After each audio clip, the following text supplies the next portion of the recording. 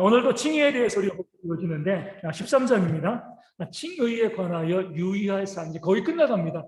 거의 비슷한 내용들을 칼빈이 계속해서 이제 말씀 책에서 이야기하는데, 그만큼 칭의가 중요하고, 지금도 그러고 그 당시도 그러고, 카톨릭과 참된 기독교, 또 기독교 안에서도 진실된 복음을 갖고 있는 기독교와 그렇지 않는 이 종교를 가르는 가장 중요한 문제이기 때문에 칭의에 대해서 좀 반복적이고 지루하지만 또 한 얘기 또 하고 또 하고 많은 장을 할애해서 이야기하고 있습니다.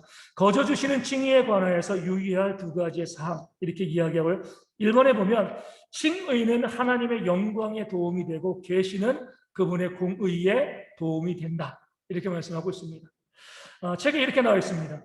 주의 영광에 손실이나 지장이 없게 하며 우리의 양심이 주의 심판대 앞에서 평화로운 안식과 고요한 평온을 느끼도록 해야 한다. 이게 칭의죠. 그러니까 하나님의 영광, 우리의 평안. 이게 동시에 충족이 되어질 때 우리가 진짜 칭의 받은 자이다. 왜냐하면 하나님의 영광이라고 이야기하는 것은요, 우리 것 내세울 게 없잖아요. 우리 구원받음에 있어가지고 칭의를 이야기하는 것은 아무것도 아주 작은 것이라 할지라도 내가 구원받을 만한 근거가 내게 있지 않고, 우리의 구원은 뭐 있어요? 오로지 하나님의 자비와 하나님의 은혜입니다. 내 것을 내세울 것이 없이 하나님의 자비와 은혜에 의해서 우리가 구원받았습니다. 그러니까 하나님의 영광이 되어진 겁니다. 그러니까 내 것을 내세우고 나 이거 수고했고 이거 헌신했고 이거 애썼고 이렇게 이야기할 것이 하나도 없기 때문에 하나님의 영광이 되어지고, 그렇게 하나님께서 전적으로 우리의 모습을 보지 않고 자비와 은혜로 우리를 구원하셨기 때문에 내가 평안합니다. 구원의 확신이 분명해지는 거죠. 두려움이 없는 거예요. 내 것을 내세우고 하나님 나 이것 때문에 구원해 주시겠죠? 이렇게 헌신했으니까, 이렇게 애썼으니까 이것 보시고 구원해 주세요. 이렇게 이야기한다고 하면 그것으로는 구원을 이야기할 수 있지만 그 뒤에 숨겨져 있는 죄악된 부분을 하나님께서 보시면은요, 구원 못 받는 거죠. 어떤 것이라 할지라도 우리 지난주에 말씀드린 것처럼 하나님 앞에 서면 우리는 아무것도 아니에요. 이 땅에서 우리가 서로 사람들끼리 보니까 뭐 좀 착해 보이기도 하고 또 긍휼도 베풀고 또 자비도 베풀고 나름대로 선한 모습을 보이는 것처럼 보이지만, 하나님 앞에서 나를 비춰보면 아무것도 아니지. 이것을 깨달아 알고 하나님의 자비로, 하나님의 은혜로 내가 구원받았습니다, 칭의 받았습니다, 오직 하나님의 영광 받으시옵소서라고 이야기하고요. 그렇게 하나님께서 나의 어떤 것을 보시고 구원하신 것이 아니라 자비로, 그러니까 칭의와 구원의 근거가 나에게 있지 않고요, 하나님의 자비에 있기 때문에 내가 비록 죄 짓고 부족하고 연약한 모습을 보여도요, 평안한 거죠. 그렇지 않으면 우리가 두려울 수밖에 없습니다. 이 두 가지가 같이 있어야 돼요. 하나님의 영광과 나의 평안, 두 가지가 함께 있을 때 진정한 우리가 칭의를 누린다, 칭의 받은 사람이다, 이렇게 이야기할 수가 있습니다. 우리 교회 가운데 보면 이 카톨릭과 또 이단들, 또 많은 교회들이 정반대죠. 하나님께 영광 안 돼요. 내가 헌신해야지, 내가 수고해야지, 내가 애써야지, 행위로 구원받을 수 있다. 말로서는 설교할 때는 행위 구원을 이야기하지 않습니다. 실제로는 어때요? 행위 구원을 이야기하죠. 이거 해야 되고 저거 해야 되고, 하나님이 이것 보시고 이런 모습 보시고 저런 모습 보시고 당신을 구원할 겁니다, 이렇게 이야기하죠. 자기를 하나님의 영광을 훼손을 시키고요, 하나님께서 이것저것 보시고 나를 구원한다 그러면은요, 우리의 양심은요 늘 불안하죠. 그것 때문에 구원받은 것처럼 보이지만 앞서 말씀드린 것처럼 죄가 더 많거든요. 그 죄를 하나님이 보시면 내가 두려울 수밖에 없습니다. 그래서 우리가 정말 구원받은 백성들은 나의 삶에 있는 죄나 부족함 이런 것과 상관없이 평안을 누려야 돼요. 그것 보고 하나님이 정죄하고 심판하는 거 아니고요, 나의 선함을 보고 구원하는 것도 아닙니다. 계속 말씀드리지만 구원과 칭의에 있어서 절대적인 권한은 하나님의 자비에 있어요. 그렇기 때문에 정말 구원받은 백성, 우리 하나님의 칭의 받은 성도들은요, 늘 마음이 평안해야 됩니다. 우리가 내가 정말 천국 갈 수 있을까? 내가 구원받을 수 있을까? 이런 마음을 가지면 안 된다는 거죠. 우리 제목에 보면 계시는 그분의 공의에 도움이 된다. 하나님의 말씀은요, 하나님의 공의에 도움이 된다는 것은 말씀에 의하면 뭐예요? 우린 다 지옥에 가야 되는 거죠. 그러니까 공의의 관점에서 보면 누가 구원받을 수 있겠습니까? 그러니까 계시는 하나님의 공의를 우리 가운데 보여주고 있는데 그 안에서 하나님의 사랑이 있기 때문에 우리가 칭의받고 구원받아서 하나님의 백성, 하나님의 자녀가 되어지는 겁니다. 그래서 우리 저기 옆에 있는 이 뭐죠? 우리 기쁜 소식, 구원파죠. 구원파에서는 뭐라고 이야기해요? 그들도 구원에 있어서는 뭐냐면 전적으로 하나님의 영광을 추구하고 이야기하는데 마음의 평안에 문제가 발생하는 거죠. 마음의 평안에 착각이 있는 거예요. 하나님으로 인하여서 우리가 마음의 평안을 누리는데 그 사람들은 뭐라고 이야기하죠? 더 이상 우리는 죄에 대한 이 정죄가 없기 때문에 어떻게 살아가건 우리는 상관없다. 더 이상 회개할 필요도 없고 우리 구원받았다. 그러니까 세상에서의 삶에 대해서 쾌락을 이야기하고 범죄에도 문제없다라고 이야기하는 것, 이건 칭의가 아니죠. 그렇죠? 하나님의 영광을 가리는 것이고 또 내 마음의 평안을 빼앗는 것이 되어집니다. 정말 내가 하나님께 영광을 돌리면 내 것이 아니니까 하나님의 은혜를 찬양하고 또 내 마음의 평안을 누리고 겸손한 모습이 있어야 되는 건데 그런 겸손함이 없이 나 이미 구원받았으니까 뭐 내가 어떻게 살아가건 하나님께서 나 구원해 주실 거야. 이건 착각이죠. 이런 이제 성도들이 이 구원파에도 있고요. 또 기존 교회도 좀 많이 있습니다. 나 교회 다니니까 구원받았어. 왜 카톨릭도 이 교회 명부에 내 이름을 넣었으니까 구원받았어. 어떻게 살아가건 상관없어. 나는 지옥에 가지 않아. 이렇게 생각하는 모든 것들도 헛된 평안, 이 거짓된 평안이 되어지는 겁니다. 오직 겸손한 마음으로 구원을 이루어 가면서 우리가 그러면서도 내가 절대로 하나님의 은혜 가운데 칭의 가운데 떨어지지 않는다는 그런 평안을 누리는 그런 모습이 우리 가운데 있어야 되고요. 우리 기성교회는 오히려 거꾸로 뭐가 있어요? 앞서 말씀드린 것처럼 하나님의 영광을 구하는데 내가 구원받을 수 있을까? 내가 이렇게밖에 못 사는데 이렇게 헌신하지 못하고 있는데 내가 한 게 아무것도 없는데 그럼 그런 생각을 빨리 버리셔야 돼요.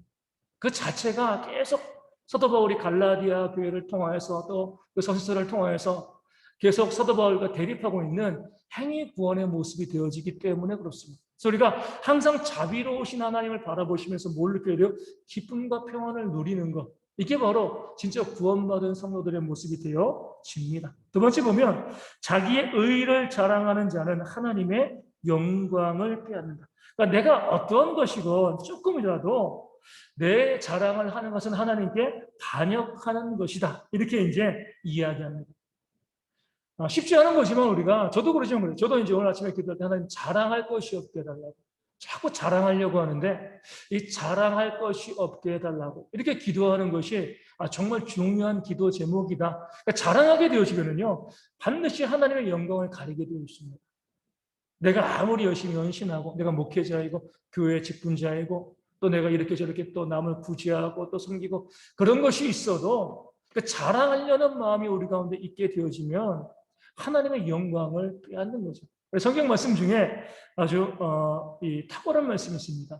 우리에게 하나님이 무엇을 주셨어요? 재물 얻는 능을 주셨다. 능력을 주셨다. 이렇게 말씀하십니다. 재물 얻는 능력은 나에게 있는 것이 아니라 하나님이 나에게 주신 선물이죠. 우리가 보면 뭐 장사도 잘하고 일도 잘하고 또 재물을 잘 얻는 사람들이 있어요. 그렇게 보면 야, 저 사람 능력 좋다. 능력이 맞습니다. 하지만 그 능력은 누가 주신 거예요? 하나님이 주신 거죠. 그렇죠? 그것을 고백해. 이건 내 힘, 내 능력이 아니라 하나님께서 주신 능력이에요. 마치 뭐와 같냐면 이 가구 이제 드라이버 있잖아요. 저도 이제 뭐 이케아 가구 같은 거 이제 좀 조립하다 보면은 전동 이 드라이버가 없으면 어때요? 정말 고생입니다. 이거 나사 받고 하는 거 정말 힘든데 전동 드라이버 있으면은요. 뭐 금방 하는 거죠.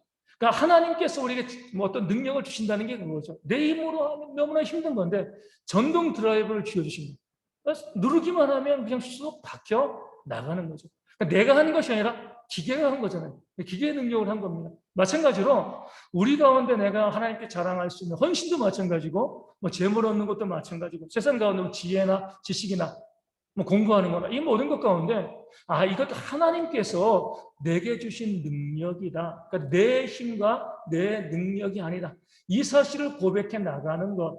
이게 바로 하나님의 영광을 가로채지 않는 그런 모습이죠. 그래서 다윗은요, 뭐라고 기도해요? 나의 힘이신, 이전 번역에는 나의 힘이 되신 여호와여 내가 주를 사랑하나이다. 그러니까 다윗의 고백은 이거죠. 나는 힘이 없지만 하나님이 나의 힘이 되십니다. 전능하신 하나님이 나와 함께 하시는 것, 이것이 다윗에 있어서 그 땅에서 능력 있게 살아가는 비결이 되어집니다. 하나님이 나의 힘이 되시고 나의 이 능력이 되어주신다라고 고백을 하는 거죠. 골리앗과 싸우러 나갈 때도 뭐라고 이야기해요? 전쟁은 여호와께 속한 것이다. 내 힘과 내 능력으로 싸운다는 것이 아니라 하나님이 싸워주시는 것. 다윗이 그래서 하나님의 마음에 합한 사람이에요. 원리를 안 거죠. 모든 것도 하나님께 달려있고 다 하나님이 하시기 때문에 하나님이 나의 힘이 되십니다. 시편 23편 1절에 여호와는 나의 목자시니 내게 부족함이 없으리로다.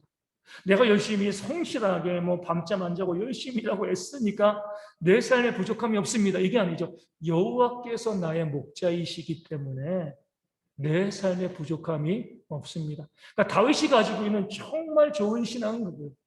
하나님 중심인 거죠. 그러니까 자기의 영광을 구하지 아니하고 모든 것이 하나님에게로 있는 것. 그러기 때문에 나중에 성전을 지을 때도 다윗이 뭐라고 고백을 해요? 자기의 재산 들여가지고 그 성전에 필요한 모든 재료 사잖아요. 본인이 못 지으니까. 그러니까 성전 재료 준비를 싹 다 합니다. 그러면서 뭐라고 고백해요? 하나님이 내게 주신 것을 다시 하나님께 드립니다. 다윗의 인생에서 가장 중요한 신앙의 가치관이에요. 그렇게 많은 것 애쓰고 노력해서 얻어왔음에도 불구하고 이건 내 것 아니다. 이거 다 하나님의 것입니다. 이게 바로 하나님의 영광을 구하는 거예요. 이게 내 것이고 내 능력이고 내 힘이고 그렇게 이야기하는 순간 뭐예요? 하나님의 영광을 가리는 겁니다. 그래서 우리가 주님이 언제 오실지 우리가 알지 못하지만 우리와 우리 모든 성도와 우리 모든 자녀들에게 원리적으로 이야기할 건 뭐예요? 이 땅에서 내가 번 것은 내가 죽기 전에 다 하나님께 드리고 가야 돼요. 내 것이 아닙니다. 그렇죠? 하나님이 주신 거잖아요. 내가 엄마 뱃속에서 몸에 지니고 온 거 아니잖아요. 그렇죠? 그 욥의 고백처럼 적신으로 왔으니까 알몸으로 왔다가 알몸으로 가는 겁니다. 아무것도 못 가져가요. 가져갈 수 있는 것은 하늘의 보화를 쌓는 거죠. 이 땅에서 하나님을 위해서 쓰는 것. 그래서 우리가 이것이 내 것이라고 생각하는 것 자체가 하나님의 영광을 가리는 거예요. 내게 주신 모든 것 다 하나님의 것입니다. 라고 믿음을 고백하고 믿음으로 고백을 하고 하나님의 것이기 때문에 다윗처럼 그 많은 것을 하나님께 드리면서도 내가 생색내는 거 없어요. 하나님이 주신 것 다 하나님께 바칩니다. 그 고백을 해나가는 거죠. 목동이었잖아요. 하나님이 그를 부르시지 않았으면 양 몇 마리 데리고 살다가 죽었을 겁니다. 그를 왕으로 세우시고요. 전쟁에서 이기게 하시고 많은 전리품을 얻게 하십니다. 겉으로 보면 자기가 한 것처럼 내 능력처럼 보이지만 누가 주신 거예요? 하나님이 주신 거예요.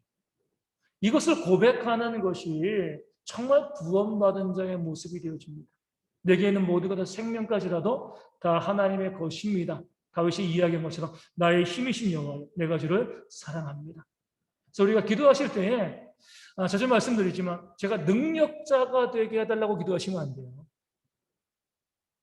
저도 그러고 모든 사람은 100% 능력자가 되어지면 교만해집니다. 우리는 무엇을 기도해야 돼요? 나의 힘이신 하나님이 나와 늘 함께 내가 하나님과 전능하신 하나님과 동행하는 삶을 살게 해달라고 기도하시고 힘이신 하나님이 내 곁에 계심을 기도해야지 내가 힘 있고 능력 있고 부하게 되어지고 패망의 선봉이 되어줍니다. 그래서 우리가 내가 조금이라도 자랑하는 것, 자기 의를 자랑하는 모든 것들은 하나님의 영광을 빼앗는다. 이 사실을 기억하시고요. 세 번째로 보면 자기의 의를 보아서는 양심의 평안을 얻지 못한다. 그러니까 의를 내가 따져보면 아무도 이 의로 인해서 내가 구원받을 수 있다 생각할 수 없다는 거죠. 물론 가끔 가다 보면 성경의 표현대로 양심에 화인 맞은 사람들이 있습니다. 전혀 의롭지 않으면서도 남들이 봐도 의롭지 않은데 스스로 의롭다라고 생각을 하는 거예요. 난 문제없어. 나만큼 살아보라고 해. 이렇게 말하는 그런 사람들이 있습니다. 이런 사람들이라 할지라도 그의 양심을 파고들면 그 양심이 불안하죠. 자기가 그 양심이 스스로 증거하는 겁니다. 내가 의롭지 않다는 것. 어떤 사람도 자기의 양심을 따라가다 보면 평안을 그 자기의 양심에서 누릴 수 있는 사람들은 아무도 없습니다. 우리가 전혀 흔들림 없이 우리 양심이 평안해야지 구원받는 거거든요. 아까 말씀드린 것처럼 하나님의 영광, 우리의 평안이에요. 내 양심, 내 마음이 전혀 흔들림 없이 평안해야지 구원받을 수 있는데 내가 나의 의를 살펴보면 누가 평안할 수 있겠습니까? 우리 가운데 이렇게 말할 수 없죠. 나는 죄가 없습니다. 완전히 의롭습니다. 말할 수 있나요? 없잖아요. 그렇죠? 죄가 없고요. 완전히 의로워야지 천국 가는 겁니다. 근데 나는 죄가 없습니다. 나는 완전히 의롭습니다. 양심에 화인 맞은 사람도 이렇게 고백은 못해요. 우리도 아무도 그렇게 고백할 수가 없습니다. 그런데 이렇게 고백할 수 있어요. 예수님은 죄가 없습니다. 예수님은 완전히 의롭습니다. 이 고백 얼마든지 할 수 있거든요. 그렇죠? 나는 의롭습니다라고 고백 못해도 예수님은 의롭습니다. 나는 죄가 없습니다. 고백 못해도 예수님은 죄가 없습니다. 그 예수님 때문에 내가 의로워지는 거기 때문에 예수님은 의롭고 예수님이 완전하시고 무죄하시기 때문에 그 공로로 내가 구원받는 것이기 때문에 우리는 나의 의를 내세우는 것이 아니라 예수님이 의롭고 예수님이 무죄하시다. 이 고백은 얼마든지 할 수 있으니까요. 그렇기 때문에 그 예수님으로 인하여서 내가 구원받습니다. 내가 칭의 얻을 수 있습니다. 이렇게 고백하는 것이 우리의 믿음이 돼요. 항상 주님, 우리 구원의 근거는 예수님에게 있는 거죠. 우리 엘리사가 도단이라는 작은 성에 있을 때 아람 군대가 와서 포위됐어요. 아침에 이제 시종이 일어나서 보니까 적군들이 그 조그만 성을 다 포위하고 있는 거죠. 그럴 때 그 시종이 소리 지르면서 우리가 죽게 되었습니다. 한탄하고 탄식하는 거죠. 살아날 길이 없는 거잖아요. 근데 엘리사는 조금도 두려워하지 않았어요. 그에게 특별한 힘, 능력이 있는 게 아니잖아요. 슈퍼맨도 아니고 아이언맨도 아니고. 엘리사가 두려워하지 않는 이유는요, 영의 눈을 뜨고요, 그 산에 가득한 불말과 불병거를 보았기 때문에 그렇습니다. 똑같은 상황이에요. 엘리사와 시종이 있습니다. 같은 성이 있습니다. 그 성 바깥에는 적들이 엘리사를 또 시종을 죽이기 위해서 와 있어요. 또 둘 다 아무런 능력도 없어요. 그런데 그 시종은 그 적들을 바라보니까 두려워하고요. 엘리사는요, 그 적들을 바라보지 않고 그 산에 있는 불말과 불병거를 보는 거죠. 그것 때문에 구원받는 거잖아요. 자기의 능력과 자기의 힘, 이게 아니라 그 산에 있는 불말과 불병거로 구원받는 거기 때문에 적들이 둘러싸고 있어도 두려워하지 않는 겁니다. 유월절도 마찬가지죠. 만약에 죽음의 천사가 그 집안에 있는 사람들의 그 성품들, 또 신앙, 또 이제 믿음들, 헌신들, 이거 측정해가지고 그것 때문에 그 집을 넘어가느냐, 아니면 죽이느냐, 이것을 결정한다고 하면 집안에 있는 사람들 다 두려워 떨었을 겁니다. 그런데 죽음의 천사는 뭐만 본다고요? 문인방과 설주에는 피만 보는 거예요. 그 안에 거짓말했던 사람, 남 미워했던 사람, 사기쳤던 사람, 그 안에 있으면서 두려워하지 않습니다. 왜요? 문인방과 설주에 피를 발랐으니까. 그 안에 있는 자가 어떠한 삶을 살아왔느냐, 이게 중요한 게 아니라 죽음의 천사는 문인방과 설주에 있는 그 어린 양의 피만 보고요. 피가 있으면 패스, 6월, 그러니까 6월절이잖아요. 넘어가는 겁니다. 이게 바로 우리의 칭의예요. 그렇죠?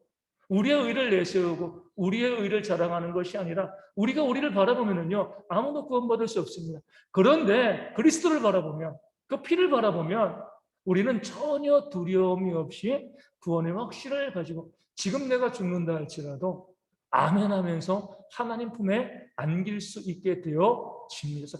두려워하지 않고요, 믿음으로 주님을 바라보는, 이것이 우리의 진짜 칭의가 되어지는 거죠. 네 번째 보면 자기의 의에 유의하는 것도 약속을 무용하게 만든다. 그러니까 자기의 의에 유의한다는 것은 의를 계산한다는 거예요. 이렇게 보는 거죠. 어느 정도가 되어지면 구원받지 않겠느냐. 의로운 삶에서 우리가 어느 정도가 되어지면 구원받지 않겠느냐 하는 착각을 가지고 있습니다. 의로 구원받기 위해서는요, 양심이 전혀 흔들리지 않은 완전한 의가 있어야죠. 그래야지 그 의로 행위로 구원받을 수 있습니다. 그 완전한 의가 100이라고 하면은요, 사람이 임의로 커트라인을 뭐 90, 80, 70 이렇게 설정할 수가 없습니다. 하나님은 완전한 것을 원하시지 이 정도 어느 정도 이렇게 이야기하는 건 어디예요? 불교죠, 불교. 선을 많이 쌓으면 극락이 나고. 얼마나 모호해요. 많이가 어느 정도예요? 그 커트라인이 없잖아요. 그 커트라인에 뭐 만약에 이 커트라인이 90인데 89.9에 있는 사람은요. 억울하잖아요. 그렇죠? 요즘도 우리 재난지원금 막 이렇게 저렇게 얘기하는데 사람들이 뭐라고 이야기해요? 아, 내가 소득 1,000원 더 벌었다고 난 못 받고. 이런 이제 문제들이 발생할 수밖에 없어요. 커트라인을 세우면은요, 그런 문제가 발생하는 거예요. 다 주면 문제 발생할 거 없습니다. 커트라인을 세우면 문제가 발생하는 거죠. 우리 하나님은요, 우리 재난지원금으로 보면 뭐예요? 다 주는 거예요. 커트라인 세우지 않습니다. 왜냐면 그 커트라인보다 조금 많거나 적거나 이 문제가 발생하는 거예요. 그 사람들은 억울한 거예요. 완전한 의가 있으면 구원받고, 그렇지 않으면 의가 1이 있건 99가 있건 구원받을 수 없어. 이게 바로 하나님의 구원의 칭의의 모습이 된 거죠. 의로서 우리가 의의 정도로서 구원을 말할 수가 없는 겁니다. 그래서 우리가 성경을 통해서 보면 예수님 말씀하시나요? 이 부자가 천국에 가는 것은요, 낙타가 바늘 구멍으로 들어가는 것보다 어렵다. 말씀을 너무 꼬아서 하신 거죠. 아니, 낙타가 어떻게 바늘 구멍으로 들어가요? 그러니까 부자가 천국에 들어가는 것은 뭐예요? 좀 어려워, 이게 아니라 불가능하다는 거죠. 그렇죠? 낙타가 바늘구멍 들어갈 수 없는데 그거보다 더 어려운 거니까 불가능한 거죠.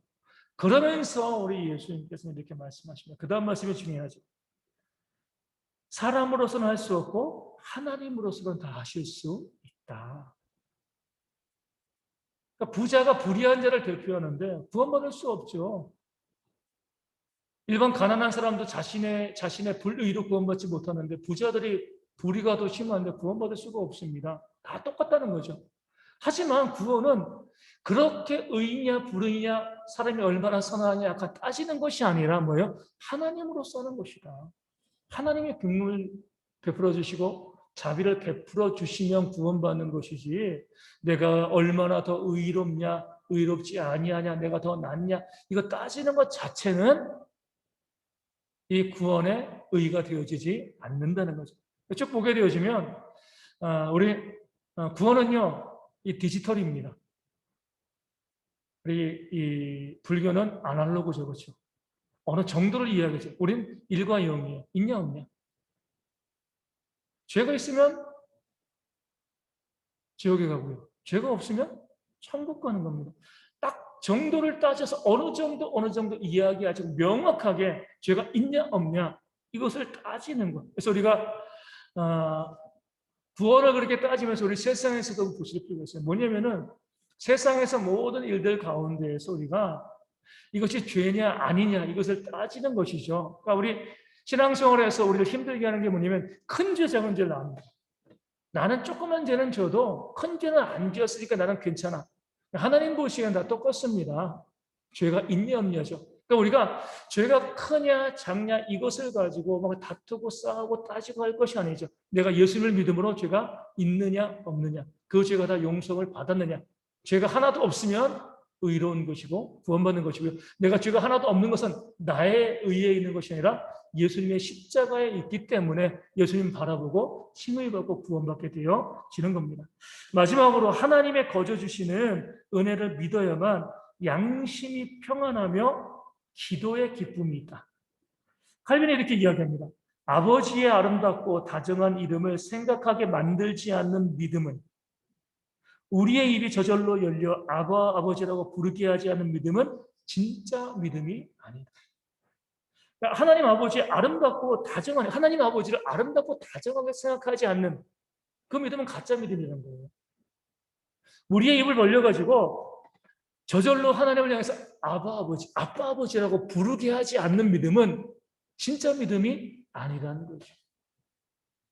물론 하나님은 심판자이십니다. 하지만 누구에게 심판자예요? 믿지 않는 자에게 심판자예요. 믿는 우리에게는 아빠 아버지죠. 그 이름이 아름답고 다정한.